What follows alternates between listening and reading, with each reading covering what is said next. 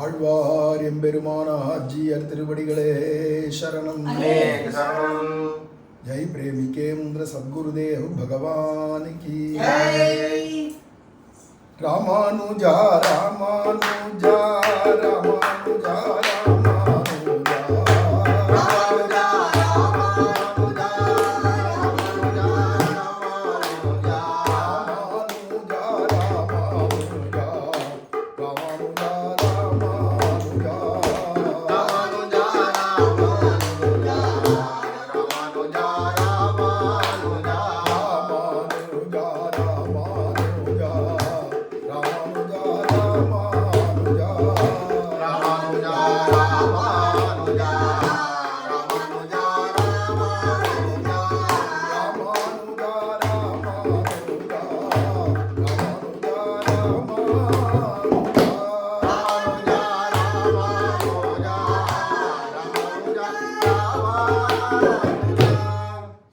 ராமானுஜாச்சாரிய பகவான் கி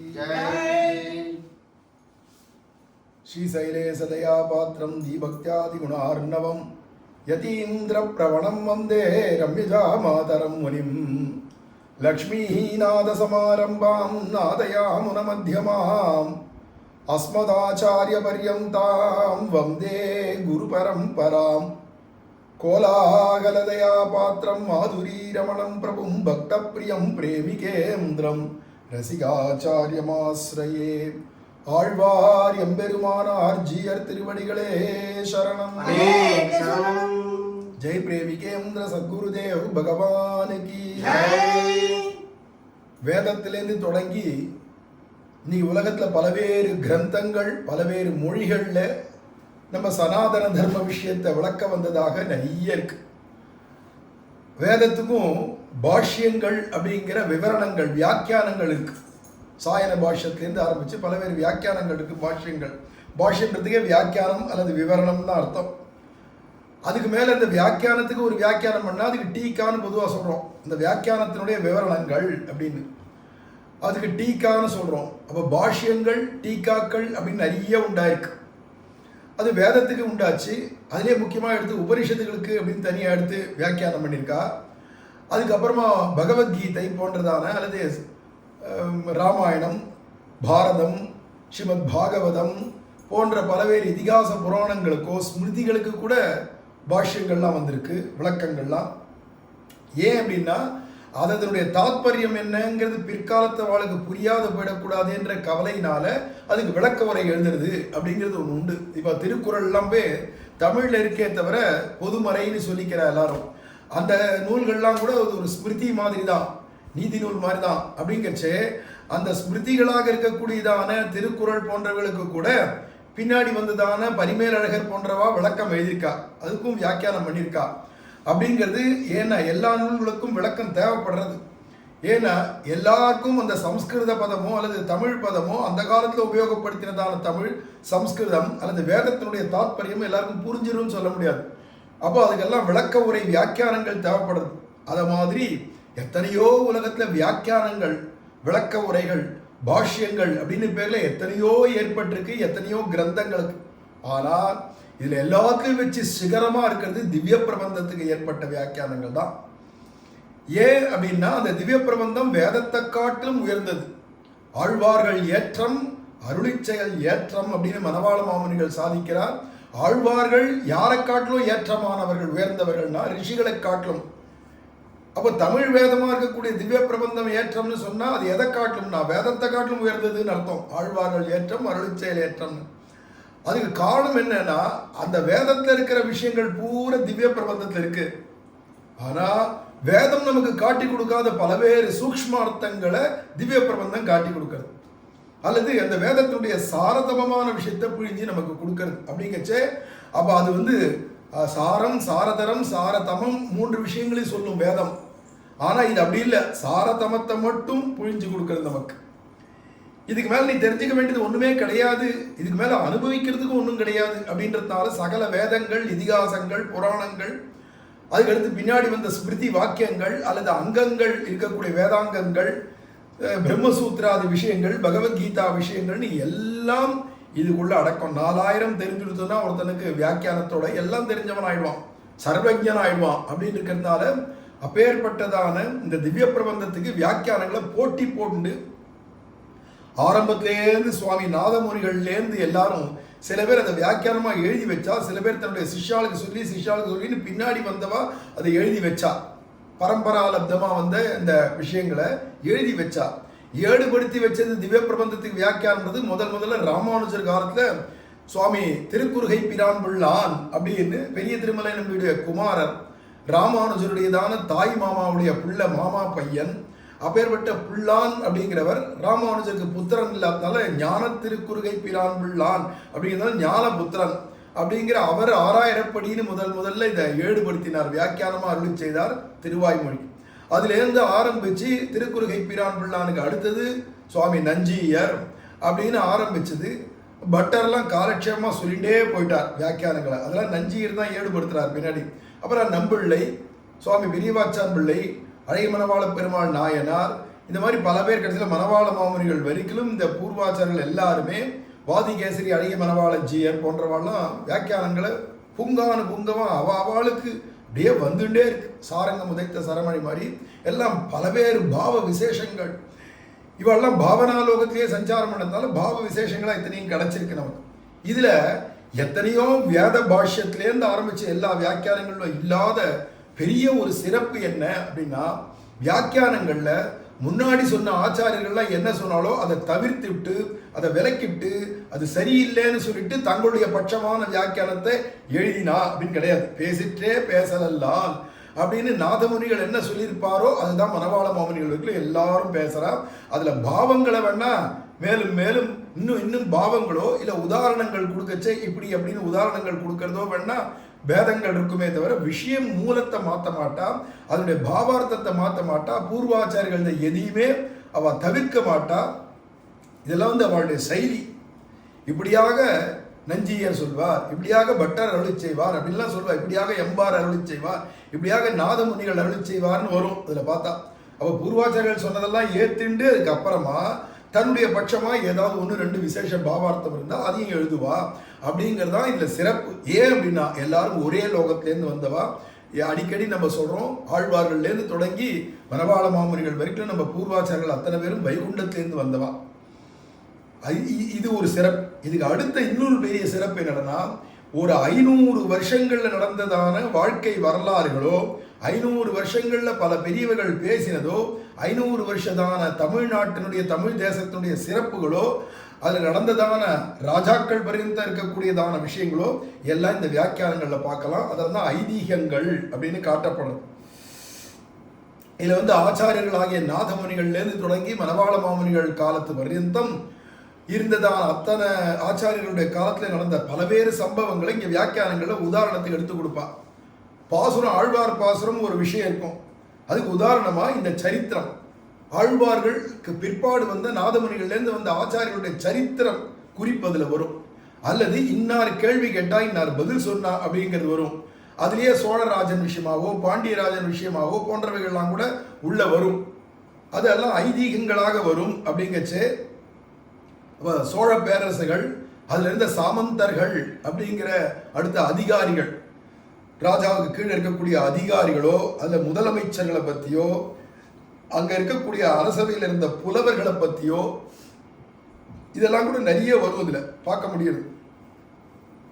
அப்பேற்பட்டது இது எழுதி வச்ச கல்வெட்டு, புஸ்தகமா எழுதி வச்ச கல்வெட்டு அப்படின்னு சொல்லலாம். அதுவும் கோல்டன் வேர்ட்ஸ்ன்னு சொல்லுவாளே, அது மாதிரி தங்கத்தில் பொறிச்சதான வார்த்தைகளாக, தங்கத்தகட்டில் பொறிச்ச வார்த்தைகளை போல வியாக்கியானங்கள்ல கிடைக்கிறது.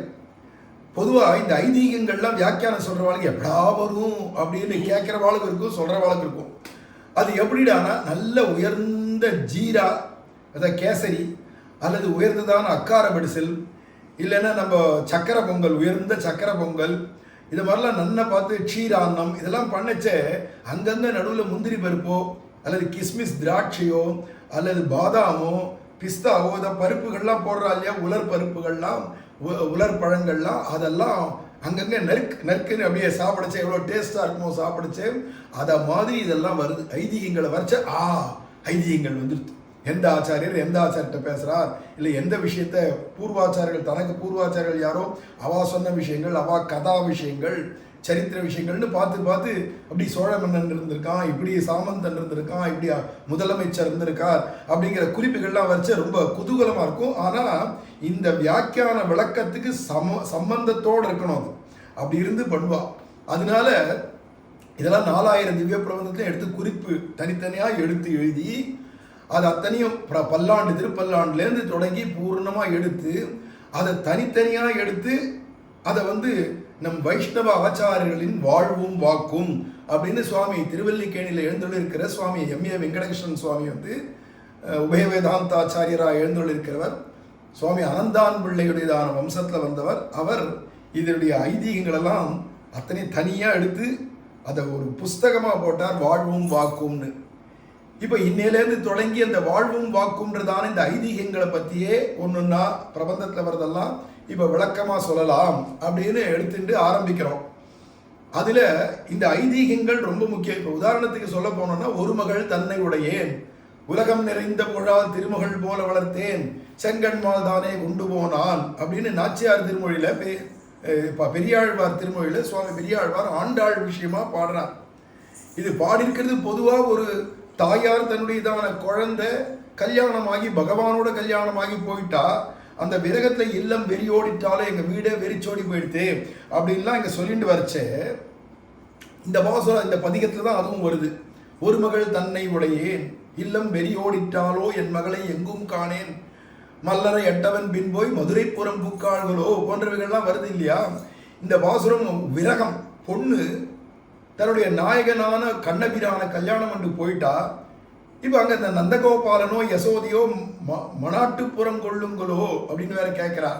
அதாவது மாட்டு பொண்ணை வரவேற்று இருக்கிற முன்னாடி இருந்ததான மாட்டு பொண்ணுகள் கோஷ்டியில இவளையும் சேர்த்து விடுவாளா இந்த அந்தப்புறத்தை, இல்லை தனியாக பிரித்து இவ பிராமணாலாத்து பொண்ணாச்சேன்னு பிரித்து வச்சிருவாளா? ஏன்னா அவளாம் இடையர்கள், அவள் வாழக்கூடிய குடியில் நம்மளை சேர்த்துப்பாளா நம்ம பொண்ணை தெரியல, இவ்வளோ கிளம்பி போயிட்டாலே கல்யாணம் அங்கே ஆயிருக்குமே அப்படிலாம் பலவேறு சிந்தனையில் விரகத்தோட கண்ணீர் விடுறா. தாயாருடைய விரகம் பொண்ணு விஷயமா அப்படின்னு வச்ச ஒரு மகள் தன்னை உடையேன், உலகம் நிறைந்த புகழால் திருமகள் போல வளர்த்தேன், செங்கண்மால் தானே கொண்டு போனான்னு இந்த இடத்துக்கு ஐதீகம் ஒன்று கொடுக்குறார். யாரு? சுவாமி மணவாள மாமுனிகள் தான் 400 பாசுரங்களுக்கும் வியாக்கியானம் பண்ணுறார் இந்த பெரியாழ்வார் திருமொழியில். ஏன்னா அதெல்லாம் மறைஞ்சு போயிடுது, கரையான அரிச்சு விடுத்த அந்த ஓலைச்சுவடியை பெரியவாச்சான் பிள்ளை பண்ணது.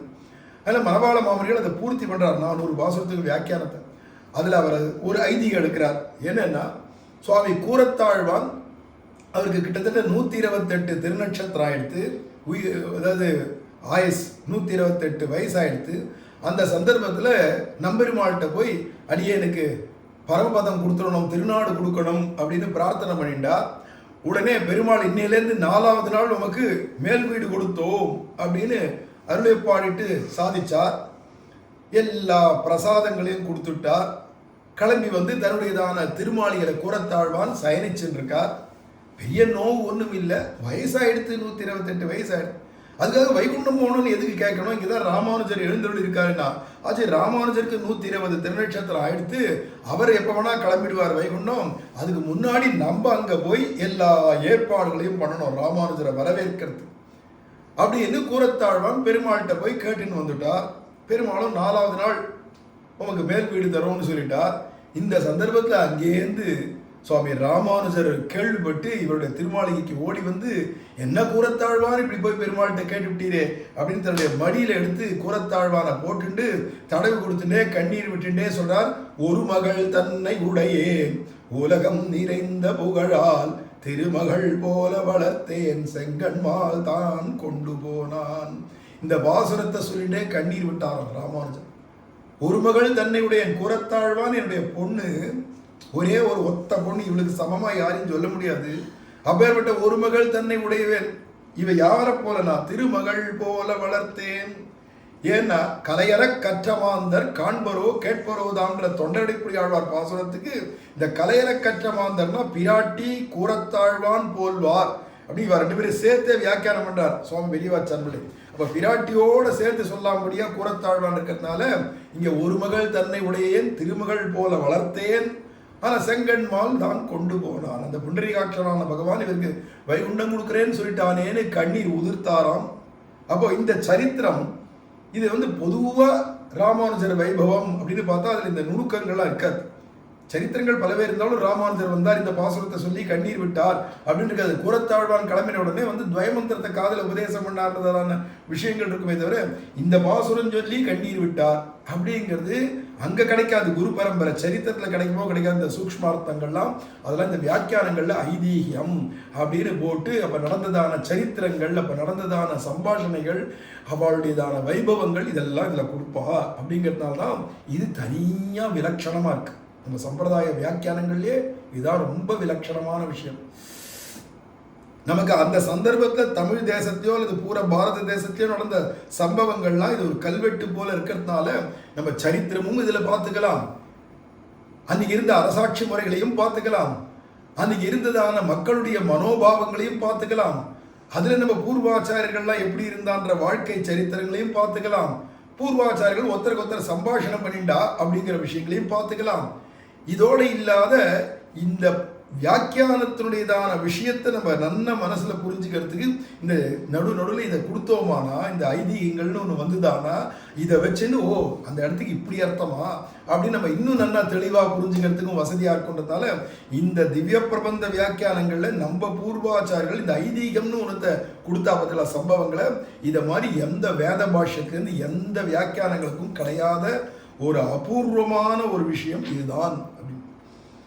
அது கிட்டத்தட்ட 800-900க்கு மேல் ஐதீகங்கள் இருக்கு இந்த 4000 திவ்ய பிரபந்தத்தில். அந்த ஐதீகங்களை தான் வரிசையாக சொல்லிட்டு வர போகிறோம். ஒவ்வொரு நாளைக்கும் எவ்வளோ ஐதீகம் சொல்ல முடியுமோ அவ்வளோ சொல்லிட்டு அதை பூர்த்தி பண்ணலாம் பின்னாடி நினைக்கிறோம். அதில் முதல்ல திருப்பல்லாண்டிலேயே 10வது பாசுரத்தில் ஐந்தலைய பைனாக தலைவாய்ந்தவனே உன்னை பல்லாண்டு ஊர்வனே அப்படின்னு சொல்லச்சே இந்த இடத்துக்கு ஒரு ஐதீகம் கொடுக்குறார். இதுக்கெல்லாம் பெரியவாச்சான்களுடைய வியாக்கியானத்தில் திருப்பல்லாண்டில் ஐதீகம் கொடுக்கச்சவே கிருஷ்ணாவதாரம் என்றால் ஆழ்வார்கள் எல்லாருமாக பதிவர்களாய் இருப்பார்கள். இதுக்கு அடியன் என்று ஜீயர் பட்டரை கேட்க ராமாவதாரத்தில் பிள்ளைகள் தாங்கள் மிடுக்கராய் குணாதிகருமாய் பிதா சம்பராந்தகனுமாய் மந்திரிகள் வசிஷ்டாதிகளுமாய் இருக்கையாலே அங்குத்தைக்கு ஒரு பயமும் இல்லை. இங்கு வந்து பிறந்தவிடம் சத்துரு கிரகமாய் கம்சனிடம் பார்த்து நலியும் துஷ்பிரகிருதிகளை வரக்காட்டும் குரூரனுமாய் தமப்பன் இடையனுமாய் ஊர் இடைச்சேரியுமாய் பிள்ளைகள் தாங்கள் தீம்பருமாய் காலம் கலிகாலத்தோடு தோல் தீண்டியாய் இருக்கையாலே என் வருகிறதோ என்று பரிகைக்கு ஆழ்வார்கள் அல்லதில்லை காணும் என்று அருளி செய்தார். இப்போ இதை வியாக்கியானம் பண்ணிச்சவே பராசர பட்டர் நஞ்சியர் அவளுடைய சம்பாஷணையை இங்க காட்டுறார். இங்க ஐந்தலைய பைனாக தலை பாய்ந்தவனே அப்படிங்கிறது காளிய நர்த்தனம் பண்ணான் கண்ணபிரான். அந்த காளியனாக 100 தலை பாம்பு மேல நர்த்தனம் பண்ணி நான் களிநடம் புரிஞ்சான் அவனுக்கு பல்லாண்டு பாடுறேன் அப்படின்னு பல்லாண்டு கூறுதுமே அப்படின்னு பாடுறார் இல்லையா. அப்போ இந்த காளிய நர்த்தனத்தை இங்க பாடச்சவே முன்னாடியே மணிவண்ணா உன் சேவடி செவ்வி திருக்காப்பு அப்படின்னு மணிவண்ணன் கண்ணனை ஆரம்பிச்சார். அதுக்கப்புறமா பல இடங்கள்ல பார்த்தா கிருஷ்ணாவதத்தை வாணனை 1000 தோளும் பொழிகுருதிபாய சுழற்சியாழ் வல்லானுக்கு பல்லாண்டு அப்படின்னு பல இடத்துல கிருஷ்ணாவதாரத்துக்கே நிறைய பல்லாண்டு பாடிண்டே வரார், ரக்ஷ கட்டுறார். எதுக்கு? ஏன் ராமாவதாரத்துக்கு அந்த அளவுக்கு பண்ணக்கூடாதோ அப்படிங்கிற இப்போ ஒரு சம்சயம் வந்துடுது நஞ்சியருக்கு. கேட்கிறவர் காலட்சேபத்தில் முக்கிய சிஷ்யன் நஞ்சியர், சொல்றவரோ பராசரப்பட்டர் காலட்சேபம் சொல்றார். இந்த பல்லாண்டுக்கு வியாக்கியானம் பண்ணிக்கச்சே நஞ்சியர் இந்த கேள்வி கேட்கிறார் அப்படின்னு இருக்கு. என்ன கேட்கிறார்னா, ராமாவதாரத்தை காட்டிலும் கிருஷ்ணாவதாரத்தை இவ்வளவு ஆழ்வார்கள்லாம் பறிஞ்சு பல்லாண்டு பாடுறா. பின்னாடி எடுத்தேன்னா இவாதான் இல்லை, ஆரம்பமே கற்றினம் மேத்த எந்தை கடலினை பணிவி நீரே கண்ணனை அரங்கமாலை துளபத் தொண்டாய தோசி தொண்டரடிப்பொடின்ற அந்த தொண்டரடிப்பொடி ஆழ்வாரும் அங்கே ஆரம்பத்திலையும் முடிவிலையும் பார்த்தோம்னா நிறைய கண்ணன் விஷயமா தான் பாடுறா. நம்மாழ்வார் எடுத்தாலும் அங்க பற்றுடை அடியவர் கெளியவன் பிறர்களுக்கு அறிய வித்தகன் மலர் மகள் விரும்பும் நம் அரும்பெறலிகள்னு ஆரம்பிச்சு எத்திரம் உரலினோடு இணைந்திருந்தேன் இங்கே எழிவே அப்படிங்கிற பர்யந்தம் பார்த்தேன்னா அந்த கண்ணபிரான உரல்ல கட்டி போட்ட லீலையோ பிறந்தவாறும் வளர்ந்தவாறும் பெரிய பாரதம் கை செய்து அப்படின்னோ குறவை ஆட்சியரோடு கோத்ததும் குன்றமொன்றேந்தியதும் கண்ணனல்லால் இல்லை கண்டீர் சரண் கண்ணன் கடலினை நன்னும் மனமுடையின்னு ஆரம்பத்தில் திருவாய்மொழி பூரா கண்ணன் அவன் விஷயமாவே பறிஞ்சு பாடியிருக்கார். இது மாதிரி ஆண்டாள் ஆரம்பிக்கச்சவே நந்தகோபன் குமரன் ஏரார்ந்த கண்ணி யசோத இளஞ்சிங்கம் அப்படின்னு ஆரம்பிச்சு மாதவனை கேசவனை அப்படிங்கிற வரைந்த கிருஷ்ணானுபவமே பண்ணிட்டு வரா. ஏன் அப்படின்னா எல்லா ஆழ்வாரும் கிருஷ்ணாவதாரத்துல இவ்வளவு பறிஞ்சு பல்லாண்டு பாடுறாளே, அந்த அளவுக்கு ராமாவதாரத்துக்கு பாடலையே என்றுதான் இங்க கேள்வி. அது சொல்றார், ராமாவதாரத்துல ராமர் லக்ஷ்மணர் பரதன் சத்ருகன் என்ற 4 பேருமே, இந்த 4வருமே தாங்களே மிடுக்கர்கள். 12 வயசுக்கே தாடகேயர்கள் எல்லாம் வதம் பண்ணினவர் ராமர். 12 வயசுக்கே தாடகேயர்களை வதம் பண்ணணுமானா ஆச்சு 38 வயசுக்குள்ளால ராவணனையே வதம் பண்றார், ராட்சச வர்க்கத்தையே வதம் பண்றார். அதில் அவள்லாம் ஏற்கனவே மகாபலபராக்கிரமசாலிகளா, வீராதி வீரர்களா, சூரர்களா, அப்பேற்பட்ட மிடுக்கர்களா இருக்கா ராமாவதாரத்தில் 4 பேருமே. அதோடு இல்லாத எல்லாரும் குணாதிகரா இருக்கா. ஏன்னா கோன்வஸ்மின் சாம்பிரதம் லோகே குணவான். அப்போ அவள்லாம் குணவான்களா இருக்கா, சகல கல்யாண குண சம்பன்னர்களா இருக்கா. இதனால யாரும் அவளுக்கு விரோதம் பண்ண தோணாது, மனசு வராது. மற்றொன்று, அவளுடைய அப்பா எப்பேற்பட்டவர்னா சம்பராந்தகன், சம்பராசுரனையே வதம் பண்ணவர். 10 திக்குகள்ல 10 திக்குகள்ல எங்க போனாலும் அவளுடைய தேரை யாரும் நிறுத்த முடியாது. அந்த அளவுக்கு அவர் சுதந்திரமா சஞ்சாரம் பண்ணக்கூடிய மகாபல பராக்கிரமசாலி. 60,000 வருஷமா இந்த உலகத்தை அரசாட்சி பண்ணினவர். அப்படிங்கிறச்ச அப்பேற்பட்ட அப்பா. மந்திரிகள் யாருடான்னா, மந்திரிகளோ சுமந்திராதிகள், வசிஷ்டாதிகள்.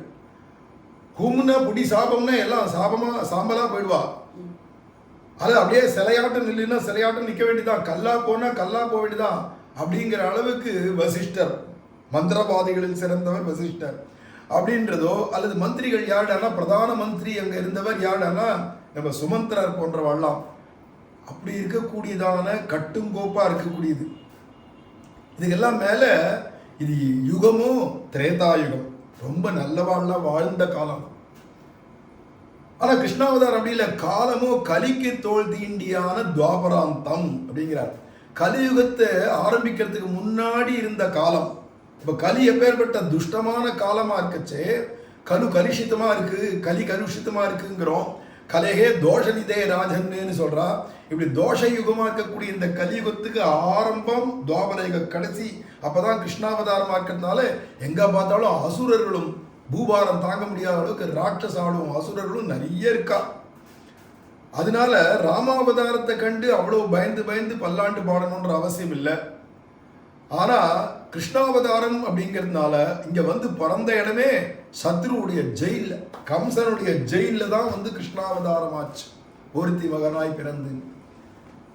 அதுவும் இல்லாத அடுத்தது, கம்சன் வந்து எப்படா யாரும் இல்லாத சமயமா பார்த்து கிருஷ்ணனை கொலை பண்ணலான்னு பார்த்து ஆள் அனுப்புறோம். பூதனே, சகடாசுரன், திருடாவர்த்தன் ஆரம்பிச்சு கடைசியில் கேசி வரைக்கும் மாத்தி அவரை பின்னாடி மதுராவுக்கு வரவழைச்சு அங்க குவலையாபீட யானை உண்டா, மல்லர்கள் உண்டா அப்படின்னு மாத்தி கிருஷ்ணனை எப்படியாவது தொகைச்சு விடணும், கிருஷ்ணனை தொலைச்சு கட்டணும் அப்படின்லாம் எவ்வளவோ பார்த்துட்டு இருக்கான். அப்படின்றதுனால இங்க வந்து கம்சன் இடம் பார்த்து நலியும் துஷ்பிரகிருதிகளை வரக்காட்டும் குரூரன், மகா குரூரனா இருக்கான் கம்சன். தகப்பன் அதுவும் என்னடனா ஆரம்பிச்சதே எப்போ ஆரம்பிச்சதுனா, எப்பவோ ஆரம்பிச்சது 30 வயசுக்கு அப்புறமா தான் விபத்து ஆபத்தே வருது. இல்லை 12 வயசுக்கு அப்புறமா தான் விபத்து ஆபத்து வருதுன்னு இல்லை. கிருஷ்ணாவதாரத்தில் பிறந்தன்னைக்கு 15ஆம் நாள்லேருந்தே ஆபத்து தான், பிறந்தன்னைக்கே ஜெயிலேயே ஆபத்து தான். அப்போ பிறந்த நாளா ஆபத்து விபத்துகளும் மாத்தி இருக்கு. சத்ருக்கள் நிறைய இருக்கிற இடம். இதுக்கெல்லாம் மேல அப்பா யாருடனா, அங்க சம்பராந்துகரான தசரதன். இங்க அப்படி இல்லை, சாது நந்தகோபர் அப்படிங்கிறார். தகப்பன் இடையன், அது ஊரோ இடைச்சேரி, ரொம்ப சாது. ஒரு புல்லு மேல கால வைக்கிறது கூட யோசிப்பாரான் நந்தகோபர். அந்த புல்லு செத்துருமே, வாடிடுமே, அது இம்சையாயிடுமே நினைச்சுட்டு அப்படி அஹிம்சா பரமோ தர்மகான்னு இருக்கக்கூடிய தகப்பன் சாது. ஊரோ இடைச்சேரி, அறிவொன்றுமில்லாத ஆய்குலம். பிள்ளைகள் இருக்கிறவ அத்தனை பேர் என்னோட தீம்பர்கள், பலராமனும் சரி கிருஷ்ணனும் சரி சும்மா குறும்புக்கார கிருஷ்ணர்கள். காலமோ கலிகாலத்துக்கு தோல் தீண்டியா இருக்கக்கூடியதான துவாபர யுகத்தினுடைய கடைசி முடிவு அப்படிங்கச்சு. இப்போ இந்த கிருஷ்ணாவதாரத்துக்கு என்ன ஆயிடுமோ, என்ன வந்துடுமோ, எந்த ஆபத்து வந்துடுமோ, யாரால எந்த கண்ணெச்சல் யார் வச்சிருவாளோ அப்படின்னு பரியறதுக்கு பறிஞ்சு பல்லாண்டு பாடுறதுக்கு நம்ம ஆழ்வார்களை காட்டிலும் வேற யாரும் கிடையாதா இருக்கிறதுனால ஆழ்வார்கள் எல்லாரும் பறிஞ்சு கிருஷ்ணாவதாரத்துக்கே மங்களாசாசனங்களும் ஏன்னா அங்க பார்த்தீங்கன்னா ஆண்டாள் கூட அடி போற்றி, திரள் போற்றி, புகழ் போற்றி, குணம் போற்றி, வேல் போற்றின்னு வரிசையா பாடிட்டு வரா இல்லையா. அதுல முதல் 2 வரியில வேற வேற அவதாரங்களுக்கு பாடிட்டு, வாமனாவதாரத்துல திருவிக்கிரமனுக்காக அண்டி உலகம் வளர்ந்தா அடி போற்றின்னு பாடிட்டு, ராமாவதாரத்துக்கு சென்றங்கு தென்லங்கை சென்றாதில் போற்றின்னு ஒரு வரியில பாடிட்டு, அப்புறம் 4 வரியில பார்த்தீங்கன்னா திருப்பி திருப்பி கிருஷ்ணாவதாரத்துக்கே பாடுறான் 3 வரியிலையும். ஏன்னா சென்றங்கு தென்லங்கை சென்றாதில் போற்றிக்கு அப்புறம் பொன்றச்சகடமதி தாய் புகழ் போற்றி, கன்று குடிலா இருந்தாய் கடல் போற்றி, குண்டு குடையை அடுத்தாய் குணம் போற்றி, வென்று பகை எடுக்கும் நின் கையில் வேல் போற்றி அப்படின்ற 4 வரினாலையும் கிருஷ்ணாவதாரத்துக்கே பல்லாண்டு பாடுறான். ஏன்னா கிருஷ்ணாவதாரத்துக்கு தான் பல்லாண்டு பாடணும் அப்படின்னு சுவாமி பராசர பட்டர் நஞ்சியருக்கு இப்படி ஒரு விளக்கம் கொடுத்த உடனே நஞ்சியர் பிரசன்னமாயிட்டார். இப்படி சொல்லணுமானா எங்க ஆச்சாரியர் பராசர பட்டரை காட்டிலும் வேற யார் சொல்ல முடியும்? நீ ஒரு கேள்வியை கேட்டுவிட்டேன்னா இந்த ஆச்சாரியர்கள்லாம் என்னடா இரு, நான் போய் சாஸ்திரத்துல பார்த்துன்னு வரேன், இதுக்கு யாராவது ஏதாவது விளக்கம் கொடுத்துருக்கலான்னு பார்த்துன்னு வரேன், இல்லை இதை கொஞ்சம் யோசிச்சு உனக்கு அப்புறமா சொல்றேன், அட அதிக பிரசங்கி சும்மா கேள்வியெல்லாம் கேட்காத, சொல்ற விஷயத்த மட்டும் கேளு அப்படின்னு எரிஞ்சு விடுறதான மற்ற ஆச்சாரியர்கள் மாதிரிலாம் மற்ற சம்பிரதாயத்தை எல்லாம் அப்படி இருப்பாளோ இல்லையோ தெரியல. ஆனா அந்த மாதிரியான ஆச்சாரியராக இல்லாத நம்ம பூர்வர்கள்லாம் கேட்ட உடனே அதுக்கு பிரமாணத்தோட சாஸ்திர சம்மதமா சம்பிரதாய சம்மதமாக ஆழ்வார்களுக்கு சம்மதமாக வியாக்கியான விளக்கத்தை அப்படி அப்படியே கொடுக்குற அழகுதானே நம்ம பூர்வாச்சாரியர்கள். அதுலேயும் பராசர பட்டர் அப்படி இருந்திருக்கார். அவர் சொன்ன ஐதீகங்களோ அல்லது அவர் சொன்ன விளக்கங்கள் தான் இங்கே வியாக்கியானங்களில் நிறைய வரும். இதுக்கு அடுத்து 2வது மேலே அடுத்து அனுபவிக்கலாம். ஆழ்வார் எம்பெருமானார் ஜீயர் திருவடிகளே சரணம். ஜெய் பிரேமிகேந்திர சத்குருதேவ் பகவான் கி ராமானுஜா ராமானுஜா ராமானுஜா